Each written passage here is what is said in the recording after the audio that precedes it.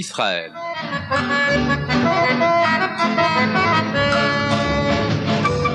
Un guide vous raconte les hauts lieux d'Israël, une série proposée par Radio Communauté Judaïque FM, réalisation technique Yves Bitoun.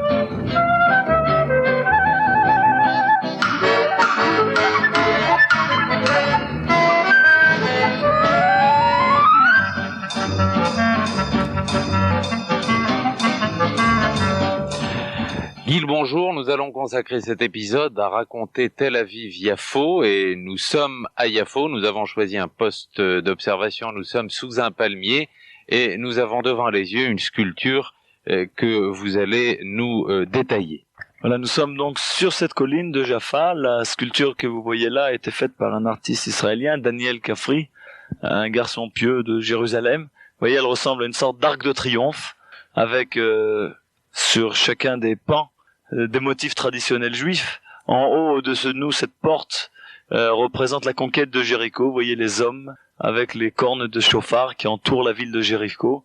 Vous vous rappelez la prise de la ville de Jéricho par Josué et le peuple d'Israël, cette prise tout à fait mystique. Cette sculpture ici à gauche représente le sacrifice d'Isaac, qui est le moment, l'événement de l'alliance entre Dieu et son peuple, sur le mont Moria à Jérusalem. Et puis ce que nous voyons ici à droite, c'est plus précisément le rêve de Jacob, lorsque Jacob, sur une pierre de Bethel, avait vu les hommes qui montaient, qui descendaient vers le ciel, sur l'échelle de Jacob. Et à travers cette porte, comme vous le voyez, nous découvrons devant nous la ville de Tel Aviv, au centre, dans l'angle de ce que nous avons, la tour Shalom, la tour de la paix, qui est la plus grande tour de Tel Aviv. Nous voyons juste devant nous les plages superbes. À vrai dire, nous sommes venus de plein jour. Je sais qu'il est fréquent et commun de venir à Jaffa le soir, parce que Jaffa, c'est un petit peu le Montmartre de Tel Aviv, mais Jaffa, c'est avant tout une autre histoire. Nous sommes ici dans une des villes les plus anciennes de la terre d'Israël. Jaffa, Yafo en hébreu, veut dire la belle, et cette ville est déjà mentionnée sur un texte écrit, découvert en Égypte, il y a quelques générations, un texte qui date de l'an 1452 avant l'ère chrétienne, lorsque le fameux pharaon Thoutmosès III décide de conquérir les peuplades du nord pour envahir cette région où nous sommes. Le croissant fertile, la terre d'Israël, nous l'avons répété plusieurs fois, se trouve au cœur du croissant fertile, à mi-chemin entre la Mésopotamie et l'Égypte, et il a conquis donc cette ville qui s'appelait Jaffa.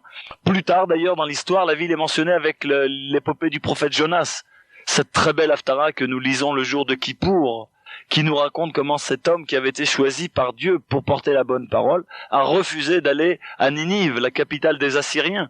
Et alors ici à Jaffa, nous raconte la tradition, il est parti sur un bateau pour se cacher en pleine mer, loin de Dieu et loin de toutes ces mitzvot. Et là la tempête s'est mise à souffler et le bateau a failli être brisé, et les pêcheurs, chacun ont imploré les cieux, chacun a imploré son propre Dieu. Et voyant que rien n'y fasse, ils ont commencé à chercher en eux-mêmes les fautes. Et c'est là que Jonas leur a dit, tout ceci c'est à cause de moi. Jetez-moi à la mer, ici même, vous voyez cette superbe mer bleue que nous voyons devant nous, et tout va se calmer.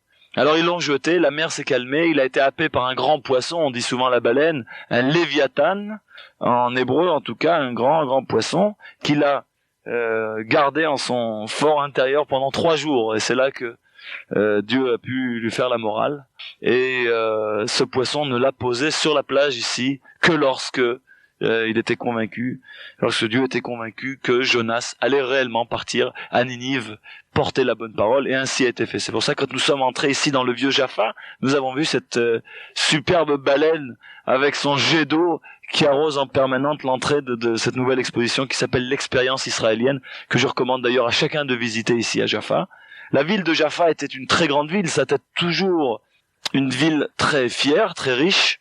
Nous sommes ici à 50-55 kilomètres de Jérusalem, c'est donc le port naturel de Jérusalem, et à toutes les époques de l'histoire où Jérusalem a une place importante, Jaffa fut son port. Et il faut bien dire que lorsqu'en 1948, la guerre d'indépendance a commencé au lendemain de la déclaration d'indépendance de l'État d'Israël, les habitants de Jaffa n'ont pas du tout eu envie de sortir des drapeaux blancs et de prendre pour acquis la victoire des Israéliens. Et la ville a été en majeure partie détruite, une partie de la population a dû quitter, et c'est ainsi que nous nous sommes retrouvés avec un faubourg au sud de Tel Aviv, en partie abandonné, en partie en très mauvais état. Il y a aujourd'hui encore une population arabe assez importante dans cette ville de Jaffa, mais la majeure partie de Jaffa a été rénovée. Et c'est un vieux quartier rénové aujourd'hui dans lequel où vivent beaucoup d'artistes, beaucoup de bijouteries, de peintres, d'artisans en tout genre. Et quand on vient ici la nuit, c'est un festival. C'est assez extraordinaire. Mais l'endroit que nous avons choisi aujourd'hui, Shlomo, c'est évidemment cette colline. Et je recommande à chacun de passer sur ce pont qui ressemble au pont des Soupirs et d'arriver sur la colline la plus élevée où vous pouvez pas vous perdre, derrière les deux grandes mosquées de Jaffa, à côté de cette fameuse boulangerie de pain, de pitote, Abou Afia, la plus ancienne et la plus fameuse de tout le Moyen-Orient pratiquement, se trouve la colline où nous sommes. Et d'ici, nous avons le promontoire, la force naturelle de Jaffa. Alors nous voyons le vieux Tel Aviv, et vous voyez devant nous les toits rouges, ici les toits de briques, qui ont été les premières maisons. Alors on a devant les yeux Tel Aviv, il faut dire que nous enregistrons cette émission en plein soleil, il y a beaucoup de gens sur les côtes devant la mer qui se bronzent à Tel Aviv. Et Tel Aviv, il faut dire, contrairement à Yafo, est une ville très récente. Tel Aviv est une ville très récente. Au début du siècle, 60 pionniers qui arrivent d'Europe centrale décident d'acquérir ensemble 2 dunes sur la côte qui se trouve à quelques kilomètres au nord de la ville arabe de Jaffa. Et comme ces gens-là avaient le goût de créer une communauté vivable et agréable, ils ont décidé de sacrifier une partie du terrain pour des besoins publics, et ils ont donc laissé le petit val qui se trouvait entre ces 2 dunes comme terrain public. C'est d'ailleurs, entre parenthèses, l'avenue Rothschild d'aujourd'hui au cœur de Tel Aviv. Et ensuite, sur les 2 dunes, ils ont découpé un petit cadastre qu'ils ont numéroté, et ils ont procédé au tirage au sort, et chacune des familles a reçu une petite parcelle, et chacun a pu construire sa maison. La photo est d'ailleurs très belle, on peut la trouver d'ailleurs jusqu'à aujourd'hui dans le musée de Tel Aviv, dans ce vieux quartier, le quartier Montefiore, et nous voyons donc cette photo, les 60 bonhommes sur la dune, en train de procéder au tirage au sort. L'artiste qui a peint la mosaïque, qui a peint ce fameux tableau qui a été repris ensuite en mosaïque à l'entrée de la tour Shalom, Nahum Goodman, n'est ni plus ni moins un des enfants de ces pionniers, et donc il a dessiné tout au long de sa vie, depuis le début de ce siècle, il est mort il y a quelques années malheureusement, il a dessiné Tel Aviv et il nous raconte cette histoire. Et c'est comme ça que les premiers pionniers commencent une vie très belle, et il faut bien le dire aussi très pure, des gens particulièrement purs. Tel Aviv, c'est aussi, bien qu'il y ait un mot de Ben Gurion très très méchant, une espèce de paradoxe où il disait la diaspora commence à Tel Aviv.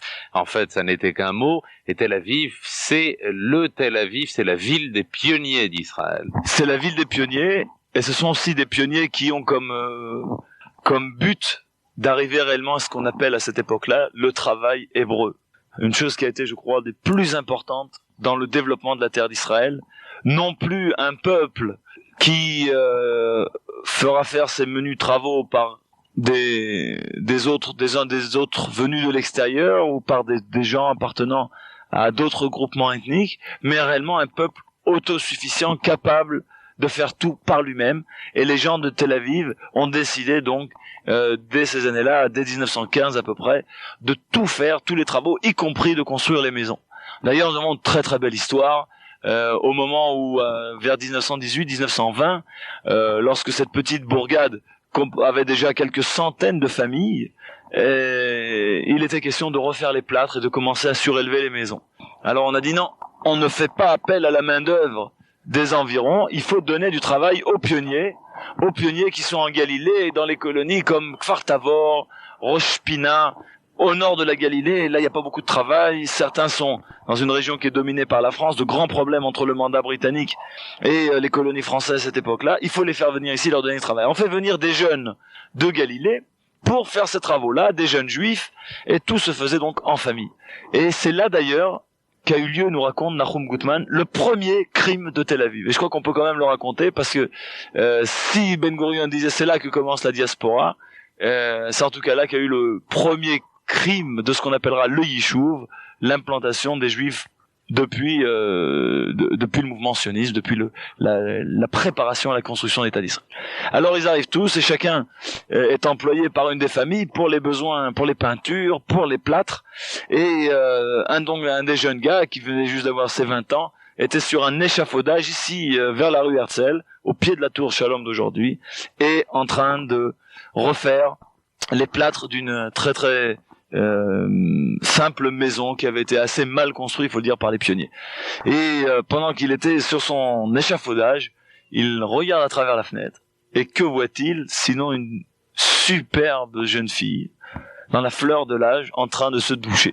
Et nous sommes dans les années 20, la moralité est ce qu'elle est, et c'est un spectacle, il faut bien le dire, assez extraordinaire et rare. Et il se penche tant que l'échafaudage s'écroule sur la pièce, les briques tombent, et le gars se retrouve dans la salle de bain avec cette jeune fille nue, et c'est vraiment un scandale.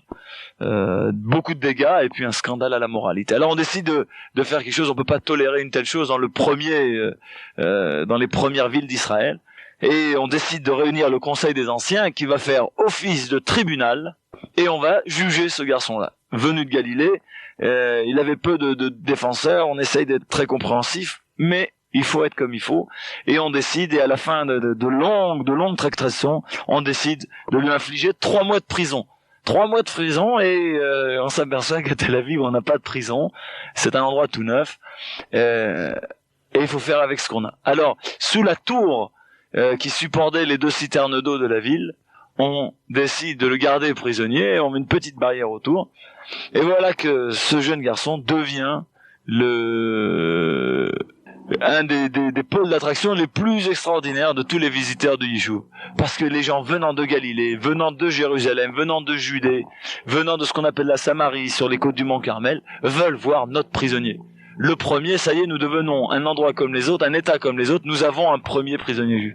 Et la petite histoire raconte que ce gars-là est probablement le seul de tous les gens du Yishuv qui n'a pas vraiment travaillé pendant 3 mois.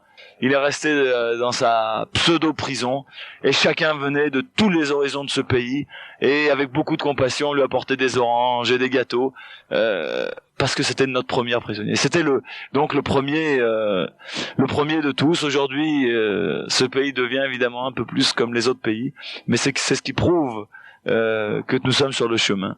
Jaffa, où nous sommes, prend une place d'ailleurs très importante quelques années après, puisqu'en 1929, on fonde ici ce qu'on appelle l'Agence juive, qui n'était rien d'autre que réellement une sorte de gouvernement avant d'avoir un État.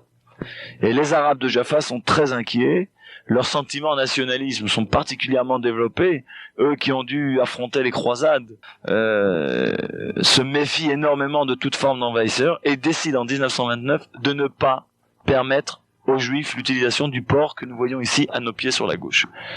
À la suite de quoi, on va donc construire un nouveau port, ou plutôt élargir le port de Haïfa sur le mont Carmel, un port naturel d'un petit village qui était très simple, et la ville d'Haïfa va devenir une ville très importante due à ce port qu'on a fait pour elle. Alors les tensions vont rester assez importantes entre les habitants de Jaffa et les habitants de Tel Aviv. Les gens de Jaffa resteront violemment nationalistes, peut-on dire, et les habitants de Tel Aviv, très déterminés évidemment à créer ici la première ville juive. Et c'est d'ailleurs ici qu'un vendredi 1948, Ben Gurion, quelques heures avant l'entrée du Shabbat, déclare presque de sa propre initiative l'indépendance de l'État d'Israël, ici en plein cœur de Tel Aviv.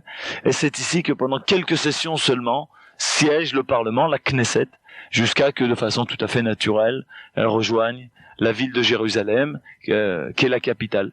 Mais Tel Aviv que nous voyons là, regardez, on a quand même ici un pôle extraordinaire, est une espèce de longue bande de terre qui va depuis le bord de cette mer, de la Méditerranée, jusque vers l'est. Vous voyez vers là-bas, à peu près 14 km de large. Entre parenthèses, à l'horizon, dans la brume vers l'est, c'était la frontière jordanienne jusqu'à la guerre des 6 jours. Et cette ville, qui est en une espèce de longue petite bande, représente à peu près aujourd'hui 350 000 habitants, donc un tiers de moins que Jérusalem elle-même. Mais le grand Tel Aviv, avec ses banlieues, Ramat Gan, Herzliya, Holon, Bat Yam, Et les grandes villes qui sont autour, Jaffa, qui fait partie de la municipalité aujourd'hui, représente 1,5 million d'habitants. Ni plus ni moins de cette petite colline où je souhaite à chacun de venir, Shlomo. Nous voyons ici l'endroit où vivent à peu près 80% de la population juive d'Israël. Donc un endroit qui est majeur. Qu'est-ce qu'on peut faire à Tel Aviv? D'abord, il faut bien dire et faire remarquer qu'aujourd'hui, il y a des brise-lames. Vous voyez, ces espèces de jetées en pleine mer qui ont été faites pour empêcher que la ville soit envahie par le sable, et grâce à quoi on a pu aujourd'hui construire une très belle promenade. Aujourd'hui, il y a des beaux endroits où se promener. Ceux qui ont connu Tel Aviv il y a une quinzaine d'années, il y a une dizaine d'années, qui ont le souvenir d'une ville de portuaire méditerranéenne plutôt sale, il faut revenir. Il faut revenir parce qu'aujourd'hui, Tel Aviv a beaucoup changé. Elle est belle. La région côtière est superbe. Nous avons une promenade qui mérite vraiment votre visite l'après-midi.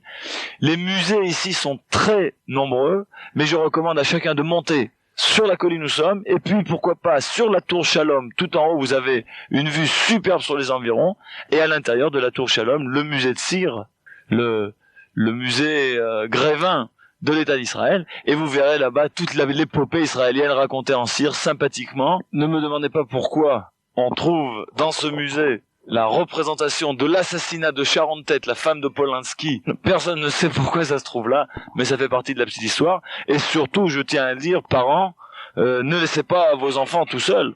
Vous rateriez une superbe visite. Elle plaît aux jeunes de 5 à 155 ans, au moins. Et je terminerai évidemment par le musée Haaretz, qui est le musée qui raconte l'histoire de cette terre au fil des siècles, et surtout l'aspect assez extraordinaire des différents artisanats que l'on a pu connaître ici. Et ça mérite absolument un regard. C'est donc une ville qui mérite effectivement une visite, et qui n'a plus aujourd'hui comme seul charme une autoroute rapide vers Jérusalem.